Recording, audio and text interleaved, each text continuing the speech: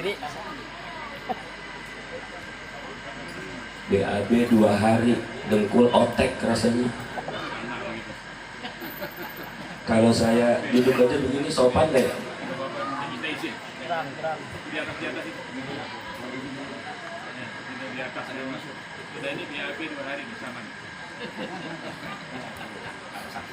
Iya, benar. Omikron boleh diperiksa.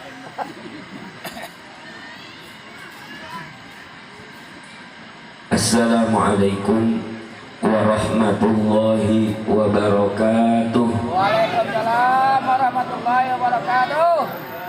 Kurang. Bismillahirrahmanirrahim. Alhamdulillah alladzi an'ama 'alaina bi ni'matil iman wal islam wa kafa bihima min ni'mah. Wassalatu wassalam ala nabiyil huda war rahmah sayyidina wa nabiyyina wa maulana Muhammadin wa ala alihi wa ashabihi wa man tabi'ahum ila yaumil qiyamah. Amma ba'du, fa subhanaka la ilma lana illa ma 'allamtana innaka antal alimul hakim. Rabbi shrah li sadri wa yassir li amri wahlul 'uqdatam min lisani yafqahu qawli. Allahumma ij'al majalisana khalisatan liwajhikal karim.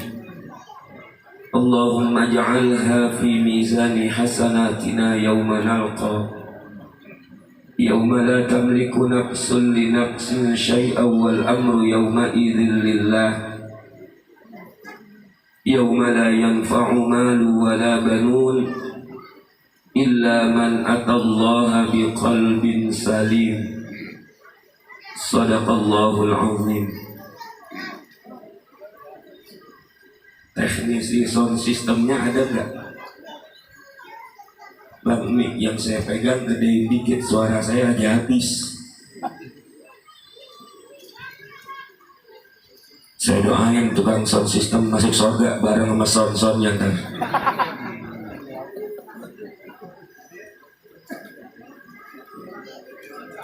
Para habaib,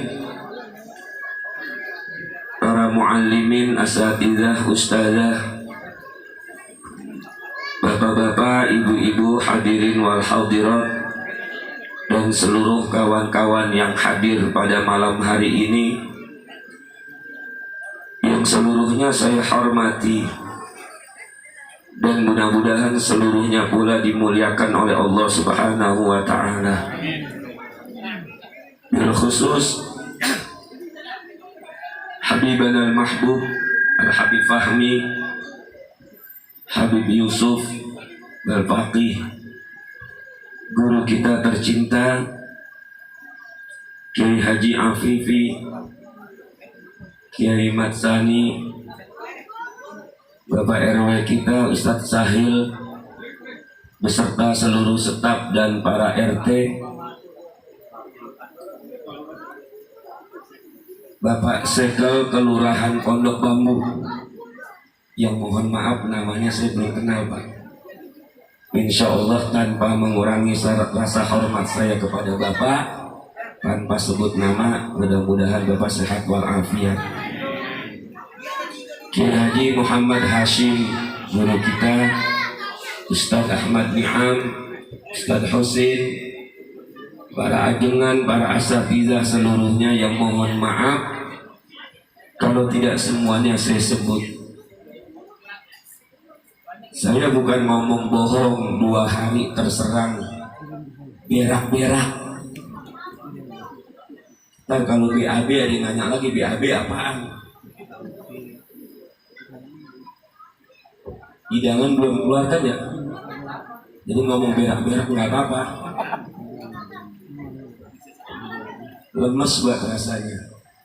Tadi malam sore terserang flu berat, batuk mulu.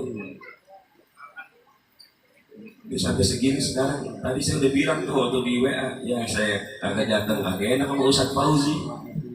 Saya datang begini nih suaranya. Ini udah mendingan, udah keluar. Tadi malam mah susah banget. Ceramah 3 tempat kagak ada yang saya datengin. Saya kagak diundang semalam. Kalau diundang mah biar serak juga saya datang juga. Kawan-kawan seluruhnya yang hadir, mudah-mudahan sehat walafiat. Alhamdulillah, kita bersyukur kepada Allah. Malam hari ini Allah pertemukan kita di Majlis Al-Burdah. Pimpinan guru kita Ustadz Zain. Ini orangnya belum hadir ya? Dulu Ustadz Zain tahu, sekarang siapa? Masih? Mudah-mudahan beliau juga sehat walafiat. Allah pertemukan kita di majlis yang sangat istimewa, memperingati hari lahirnya baginda Nabi besar Muhammad Sallallahu Alaihi Wasallam. Ceramahnya pelan-pelan aja ya. Ya, Bu, saya ceramahnya pelan-pelan ya, dikit aja ya, biar cepat makannya.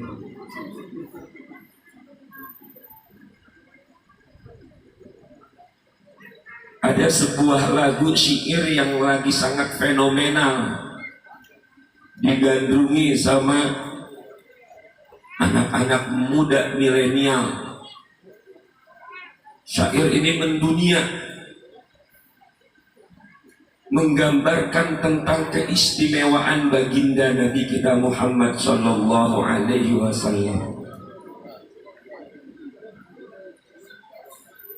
Ini kalau saya kagak serak, saya nyanyi.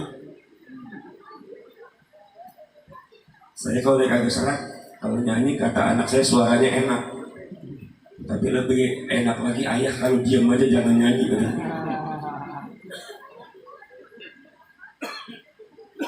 Ada bait syairnya al-miskufah ada yang nyanyiin. Nanti kan suaranya nggak salah. Ntar ada bagi separuh pisang, ntar bagi 2 itu. Ayo kita kenang lagu itu. Al-miskufah لما ذكرنا رسول الله صلى وسلم عليه النور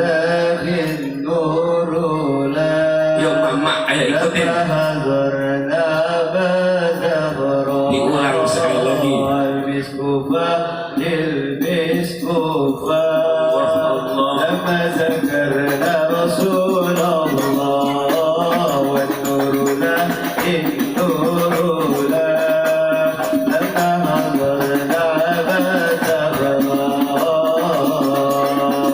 Masya Allah. Kalau anak-anak hadroh masih muda, perawan saya masih kecil sih. Yang satu udah mau nikah besok. Yang ente belum nikah, ada ide ente. Menunggunya kelamaan. Anda mau kasih yang bontot, laki yang bontot.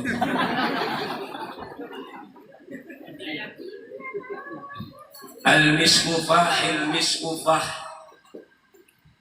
semerbak wangi minyak misik kasturi, memenuhi ruang-ruang. Lamma dzakarna Rasulullah, ketika kita menyebut nama Rasulullah Sallallahu Alaihi Wasallam.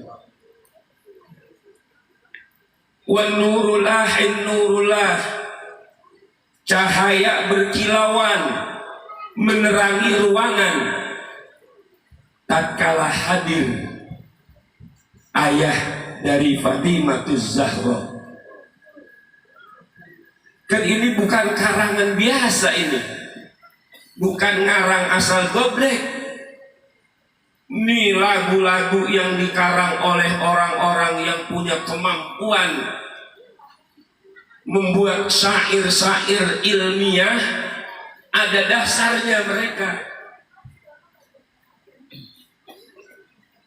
Belakangan kan diprotes orang, dari mana istimewanya memperingati Maulid Nabi gak berhenti-berhenti, cuman mau ngarak dapat kembuli. Begitu kata orang-orang yang sentimen. Kalau Maulid cuman mengejar-ngejar nasi kembuli, jangan dipasang tuh spanduk ucapan selamat datang wahai tamu Rasulullah.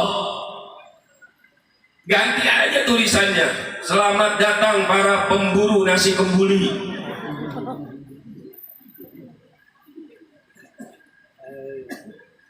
Acara kita sudah mulai dengan kalimat-kalimat thayyibah. Dari mulai pembawa acara membuka sampai selesai zikir tahlil Maulid Nabi, nungguin penceramah agak nongol-nongol, 3 lagu lagi hadroh dihajar. Itu andaikan belakang kita yang ditem lagi sama anak-anak, udah mutauger kita, untung aja hadroh kulit kambing.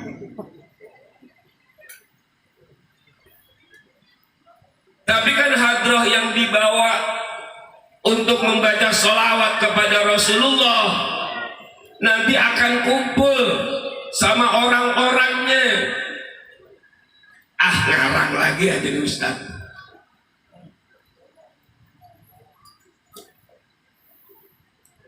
Saya ngaji kitab Ulumul Quran sama Kiai Haji Ahmad Rais Rawadomba. Pas lempengan hadis tentang rintihan dan tangisan batang korma yang selama ini merasa mulia menjadi tempat khutbahnya Nabi kita Muhammad sallallahu alaihi wasallam, menjadi tempat duduk beliau yang mulia ketika melaksanakan khutbah Jumat. Dan ketika itu diganti oleh para sahabat dengan kursi yang lebih leks, lebih istimewa buat Rasulullah.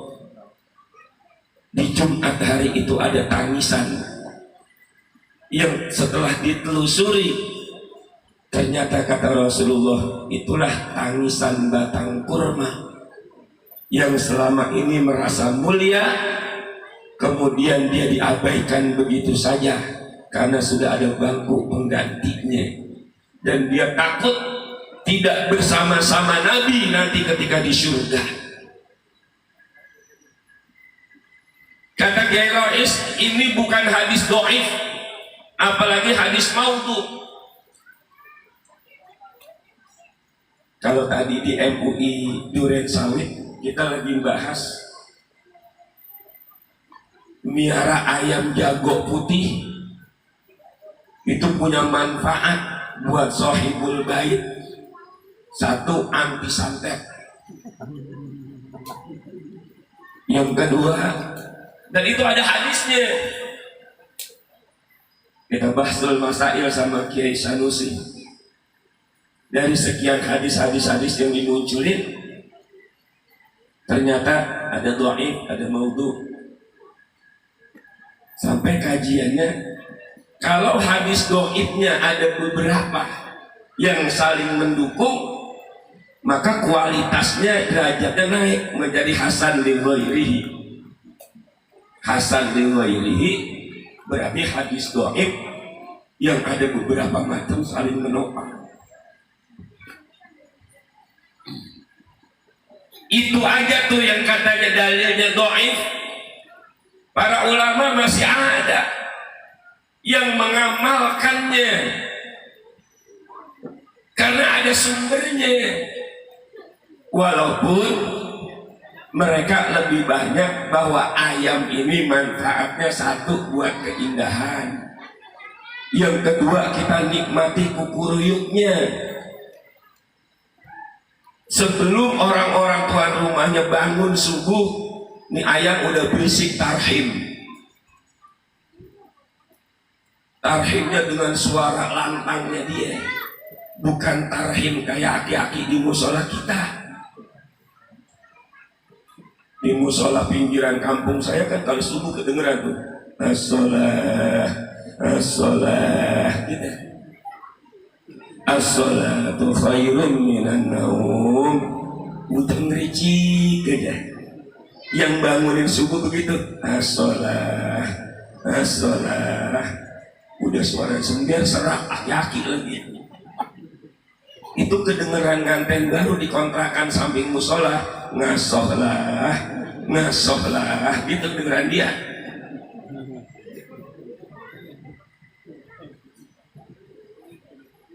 Di tempat tidurnya, gue baru memulai udah disuruh ngasoh. Ternyata dia bertasbih itu. Wa inna min syai'in illa yusabbihu bihamdihi walakin la tafqahuna tasbihahum. Surah Al-Isra ayat 44. Ketika perdebatan bahwa ketika Rasulullah jalan di sepanjang luasnya padang pasir diiringi para sahabat Nabi, Nabi gemeteran ketika berdiri di dua kuburan. Ketika gemeteran, sahabat nanya, "Malaka ya Rasulullah? Ada apa dengan engkau wahai Rasulullah?" Ini kalimat sopan ini Pak. Malaka ya Rasulullah. Ini kalimat sebenarnya bagus banget. Kenapa para sahabat mengungkapkan kata-kata dengan susunan yang baik, yang bagus? Karena mereka diajarkan akhlak oleh Nabi kita Muhammad Sallallahu Alaihi Wasallam. Tahu cara menghargai orang yang lebih mulia. Dari kata-katanya sudah tergambar keluar bahasa yang sangat indah. Ini belum tentu kalau anak cucu kita ngiringin engkongnya ke kober, nyampe kober engkongnya gemeteran. Masa pakai nanya, ada apa dengan engkau wahai kakekku? Ah, kebangetan cakep itu bahasa orang Pondok Bambu. Yang umum mah di dunia saya lihat lalala aki-aki ngapain digodek aja. Ya setruk roman ini mah. Tuh cucu lagunya tuh, ngaibetin aja dah.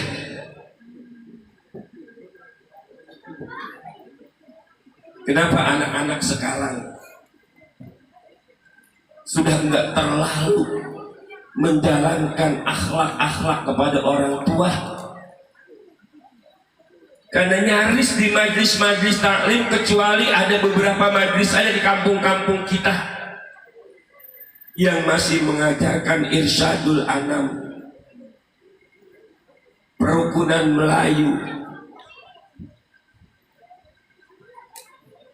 adabul insan, kitab-kitab Melayu yang diambil dari kitab-kitab besar, diringkas, disajikan untuk para pemula kita semua.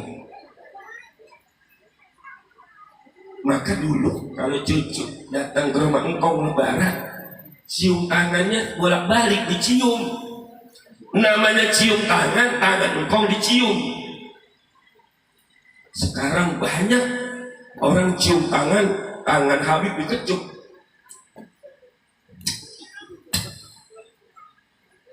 Ya kalau 10 orang aja ngecup, udah kayak apa itu baunya? Emang mulut kita mulut Rasulullah yang aromanya, bau mulutnya, lidahnya, ludahnya mengeluarkan harum-haruman. Maka syair yang tadi dibaca, sering saya ulang-ulang kata-kata ini. Andaikan ini cuma cerita legenda, Ulama nggak konsentrasi nulis ini dalam kitab-kitab besar. Kalau cerita legenda kan kayak si kancil anak nakal, itu kan cerita legenda namanya Pak. Ya kita boleh percaya, boleh kagak kancil nakal, suka mencuri ketimun. Apa iya kancil doyan timun? Engkong kita juga agak doyan timun. Dari dulu apa gini hari masih dinyanyiin sama anak cucu kita. Si kancil anak nakal suka mencuri ketimun. Hayo lekas dihukum, jangan diberi ampun. Nah cuma orang nyolong timun doang, hukumannya jangan dikasih ampun.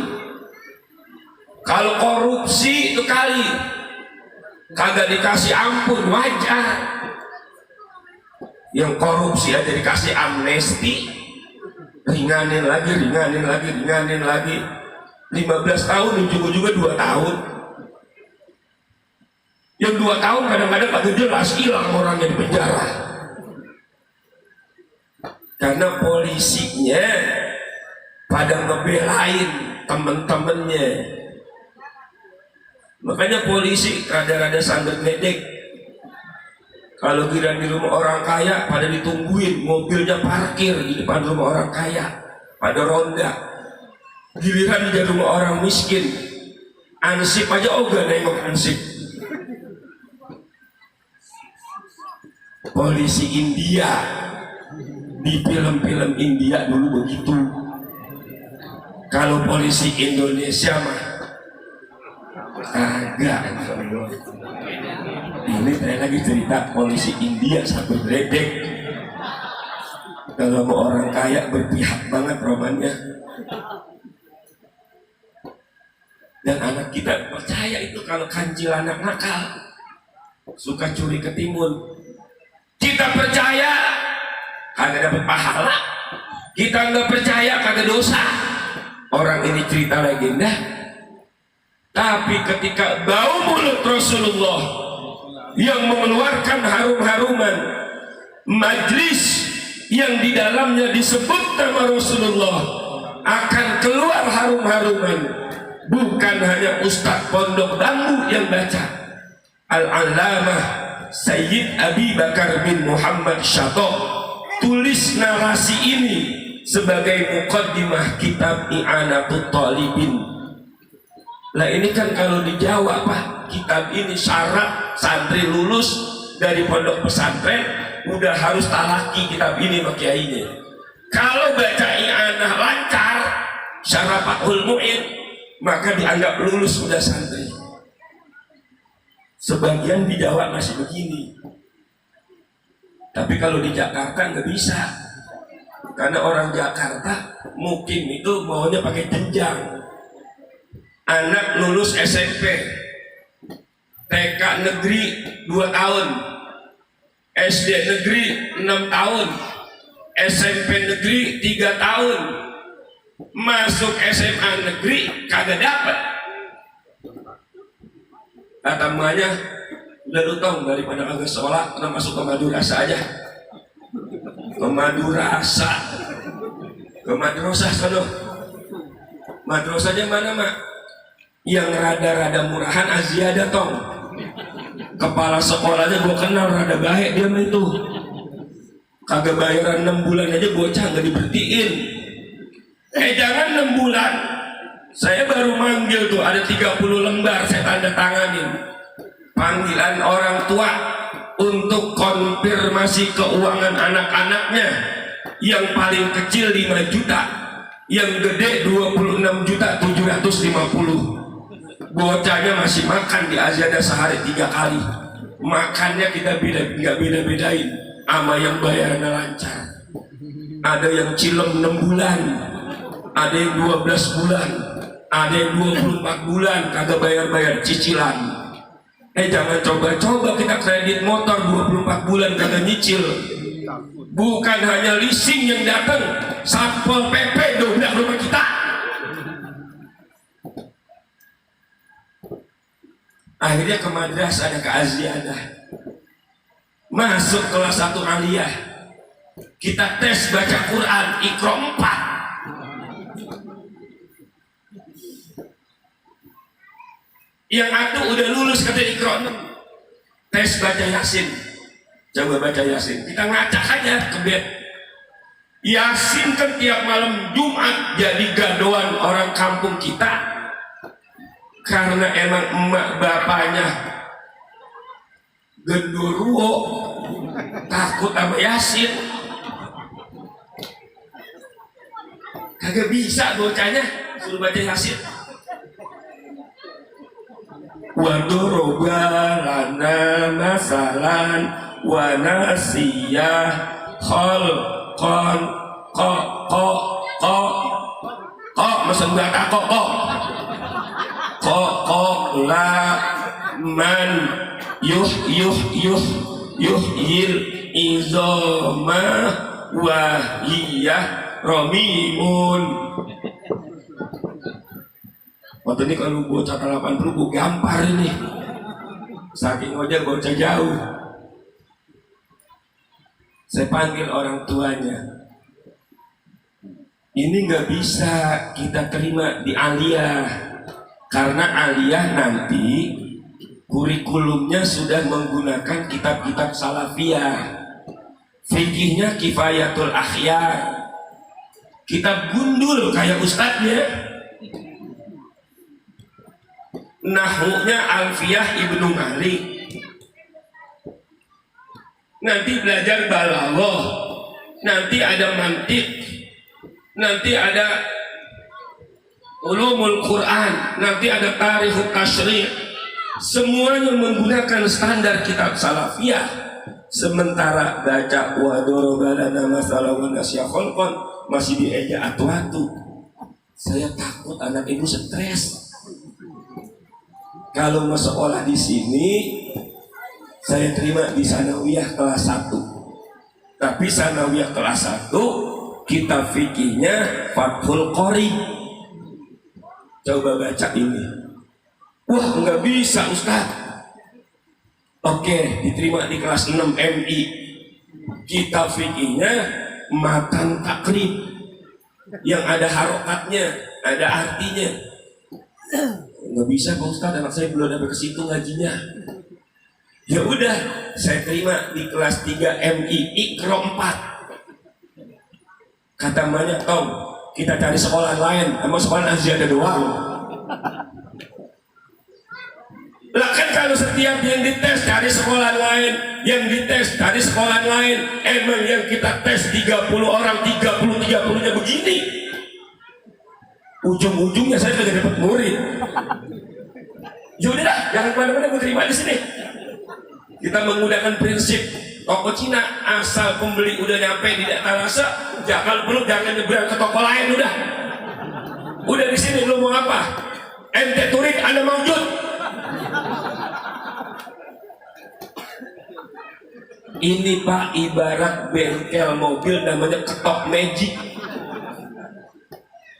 Yang mobil udah nyungsep 7 kali merinding ke jurang, bukan cuman penyok, orangnya teplek, dibawa ke bengkel ketok magic. Ya kalau bisa didandanin dipakai lagi, paling kagak udah oleng jatuhnya, udah godek kayak orang setruk. Orang setruk kan begitu, udah pakai kaki jarinya 20, jari dia 10, jari tongkat 55 10, jalan mas godek. Lah emang begitu orang setruk, penyakit berat kan, sekijang aja berat kalau satu satilek, apalagi setruk banyakkan lagi. Jamaah, saya mau bacain suara saya serah, entar lihat aja. Kitab I'anatul Talibin muqaddimahnya begitu tuh. Wa kana sallallahu alaihi wasallam idza takallama imtala al majlisu bi atyaba min rihil miski. Wa kadzalika majlisun yudhkaru fihi an-nabiy sallallahu alaihi wasallam tanmu minhu raihatun thayyibatun takhtaliqu samawati sab'ah hatta tantahiya ila al-'arsy wa yajidu kullu man khalaqahu Allah ta'ala rihaha ghairal insi wal jinni fa innahum law wajadu tilka raihata lastaghala kullu wahidin minhum biladzatiha an ma'ishatihi wa la yajidu tilka raihata malakun aw khalqullahi ta'ala illa astaghfara li ahli majlis. Ya, karena saya udah serak, saya kagak artiin jamaah juga manggut-manggut tukang ngaji ketahuan. Tandanya udah paham. Ini kan tukang ngaji semua kelihatan dari mukanya. Kayak lembaran kitab kuning. Pucat amat muka gue Ustaz.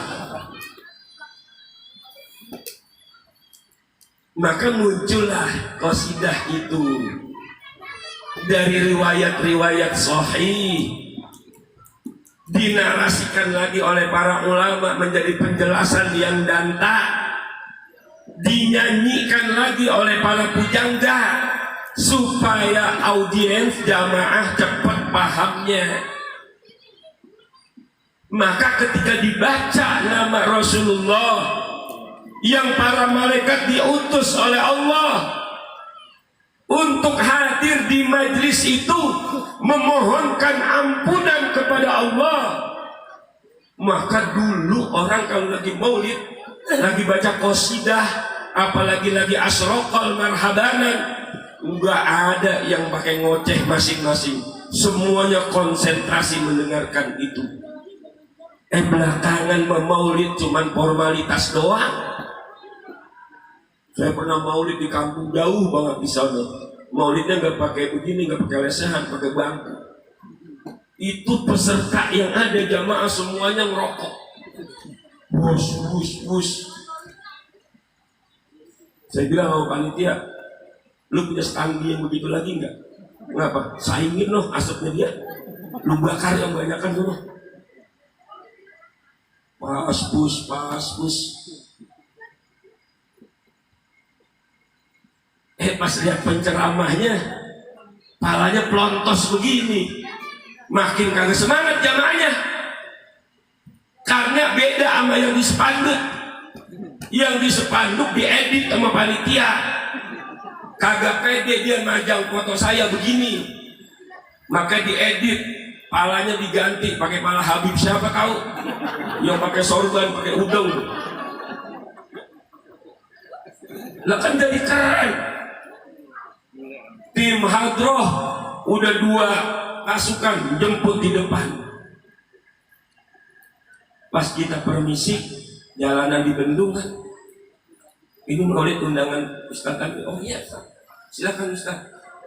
Kata yang lain, itu kali penceramahnya, ayo tolak. Kata yang satu, bukan, beda loh mas Panduk. Yang atuh memukul, atuh kagak ngasih.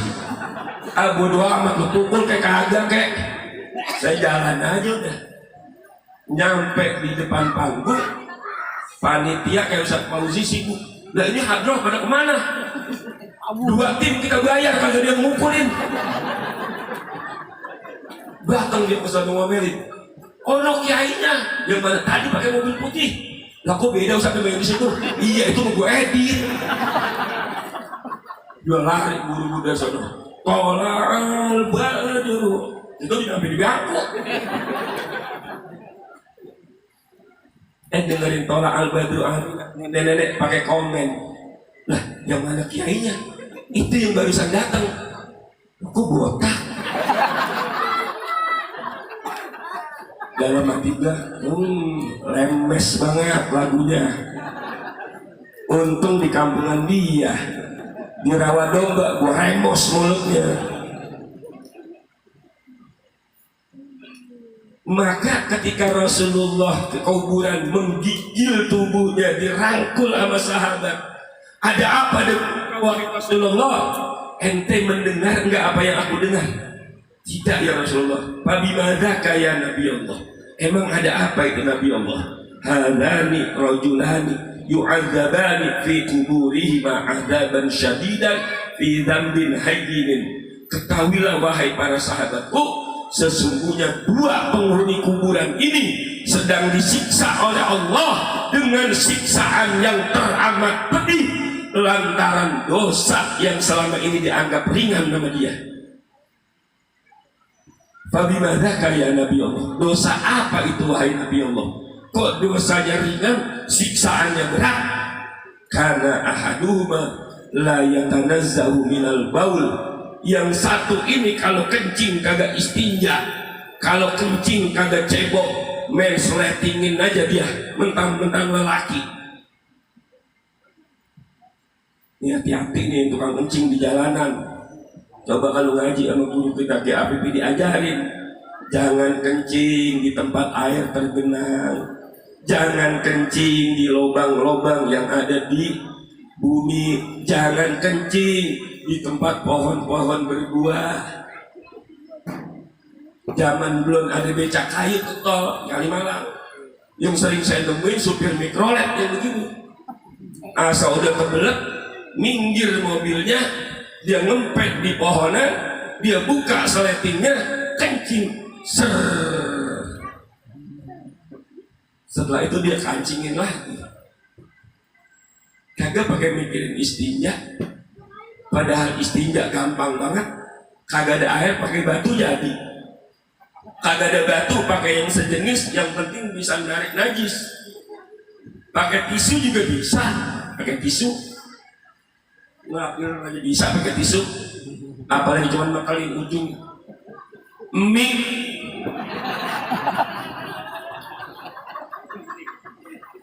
Tisu nggak ada Ustaz.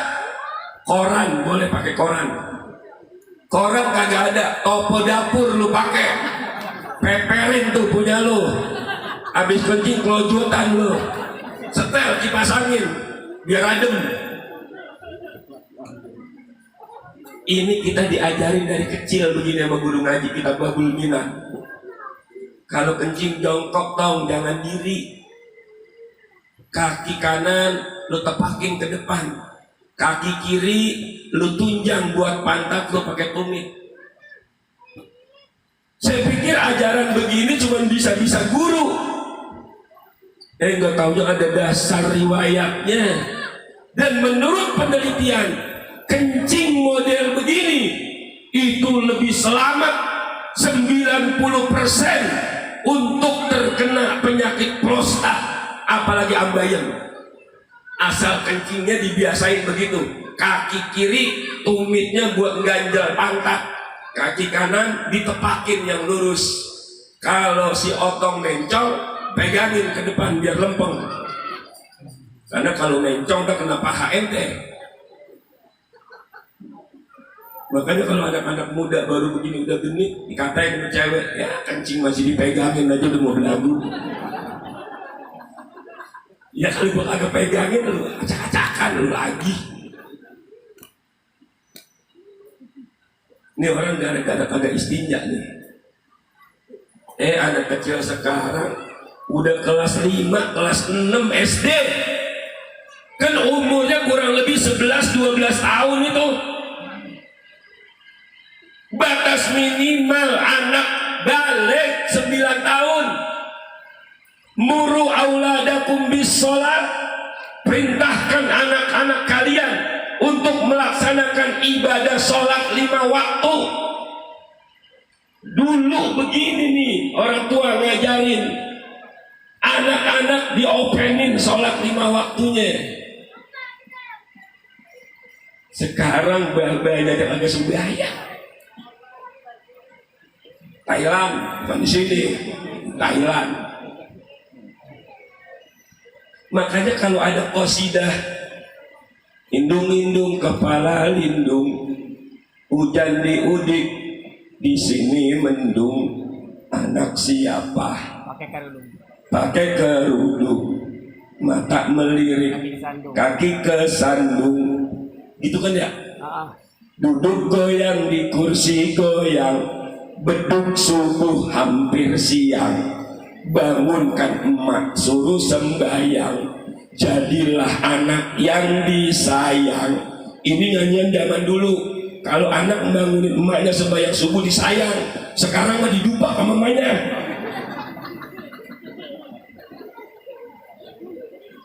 Mak sembahyang subuh mak, udah siang. Iya dulu, ngantuk. Udah 5:30 anaknya bangun lagi, mak udah 5:30. Gua dupak lo, berisik banget.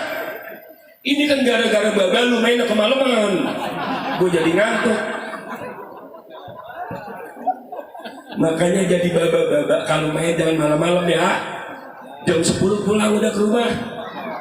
Jadi bini nggak punya alasan ntar kesiangan bangun sembahyang subuh. Sekarang bocah udah 11 tahun 12 tahun kencing di jalanan pulang sekolah masih diukir-ukir jalanan. Ada yang gambarin kupu-kupu. Yang satu di sini samping selain Ustadz lewat, gomelin lu. Gambar kupu-kupu selain pakai kencing. Itu band favoritnya Juragan no. Ustadz Kiai belum diundang aja ke istana dia udah duluan udah. Lu pakai nulis pakai kencing. Ntar titik lo disentil bengkak. Artinya bocah sekarang masih belum paham kalau itu mengandung najis mukhafaf mutawassithah, yang cara mensucikannya tidak hanya dipercikan air tapi diistinjakan dengan cara yang benar. Wa kana al-akharu, sementara penghuni kuburan yang lain yu'dhin nasa bilisani wa yamshi bainahum bin namimah. Ini orang mulutnya lemes, sering komentar orang yang kagak enak. Ustadz palanya botak dikomentarin, Ustadz botak, Ustadz gondrong dikomentarin, Ustadz gondrong kayak pemain bola, Ustadz sebelah gondrong sebelah botak dikomentarin, Ustadz rambutnya kestokonyu. Biarin dia mau kayak apa kek. Emak-emak jalan ngaji tengah hari pakai kudungan merah, bajunya hijau, maksinya kuning, sendalnya coklat. Di komen, bucek deh, kayak barongsai rame banget. Biarin, dia mau kayak barong apa kek, jangan lemes.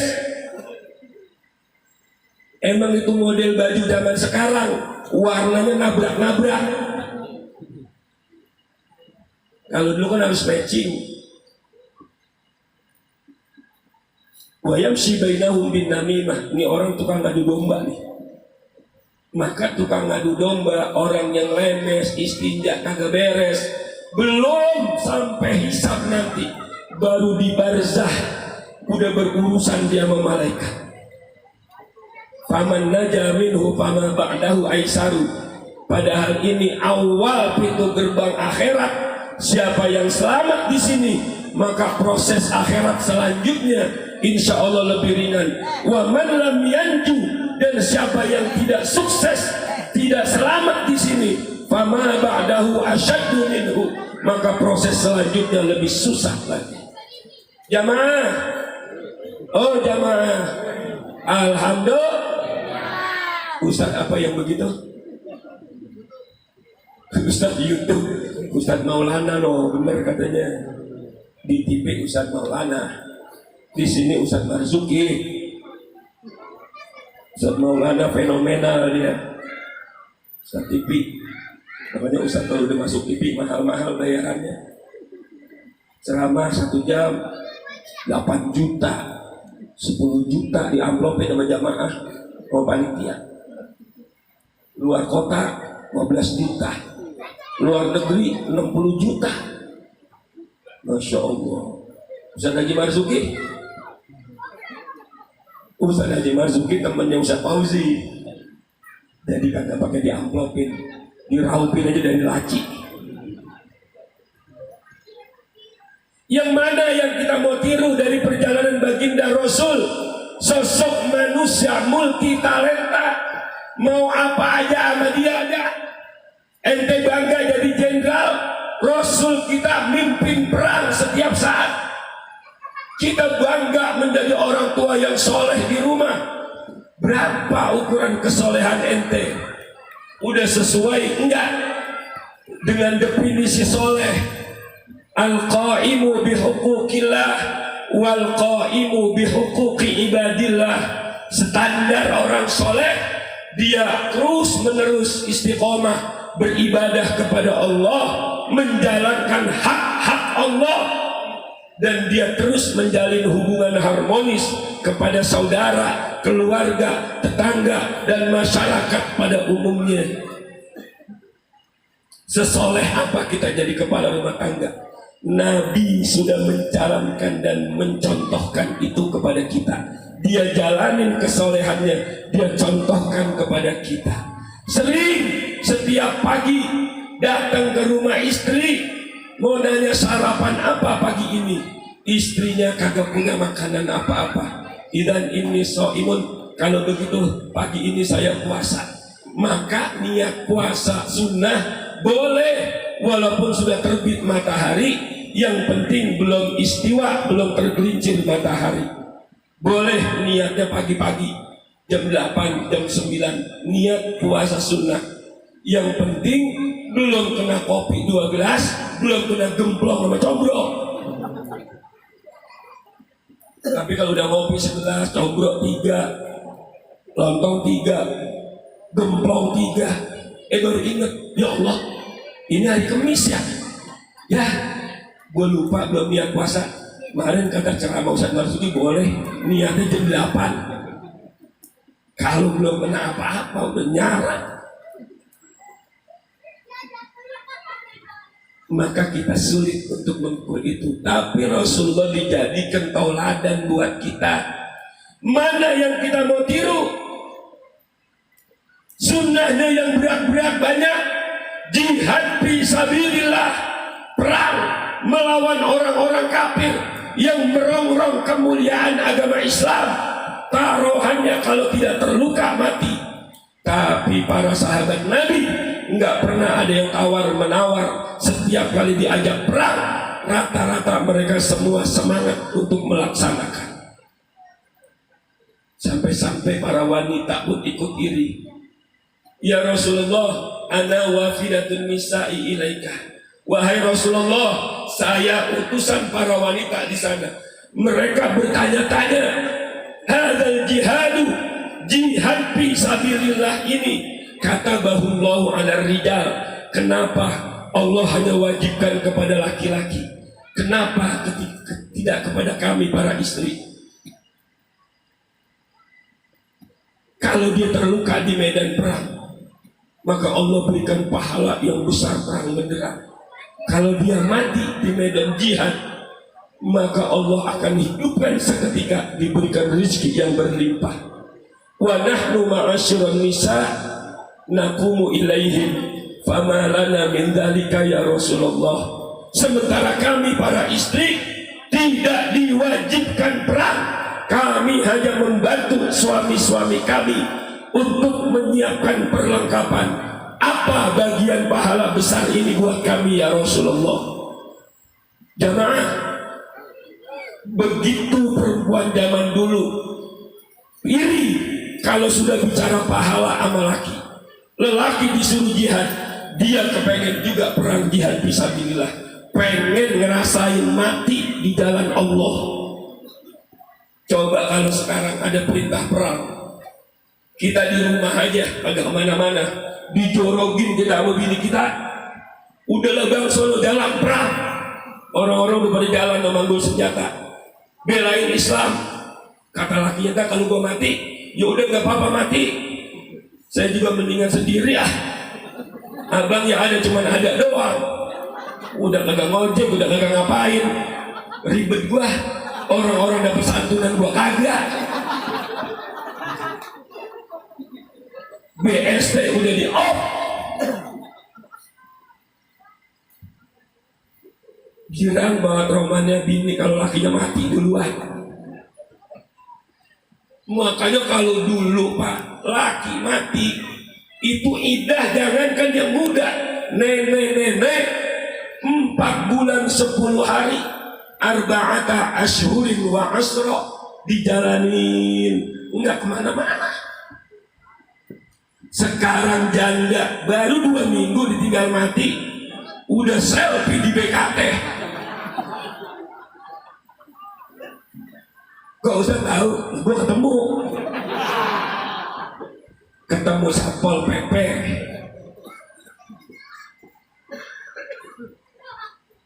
Kata Rasulullah, ablighi man laqaitin nisa, sampaikan salamku, salam Rasulullah untuk setiap wanita yang kau jumpai di sana. Anna ta'ataz zauji, sesungguhnya perempuan mah taat aja dia sama laki, jangan melawan sama laki, jangan suka ngomong kenceng sama laki, kecuali kalau lakinya budek baru boleh ngomong kenceng sama laki, karena pelan kagak denger, kenceng aja jarang denger. Namanya orang budek dimaklum, punya tetangga budek lewat, bang mau kemana? Jawaban dia, ya terima kasih. Dan kagak nyambung ya, ya maklumin orang budek namanya. Mampir mau beli rokok, jawabannya terbalik.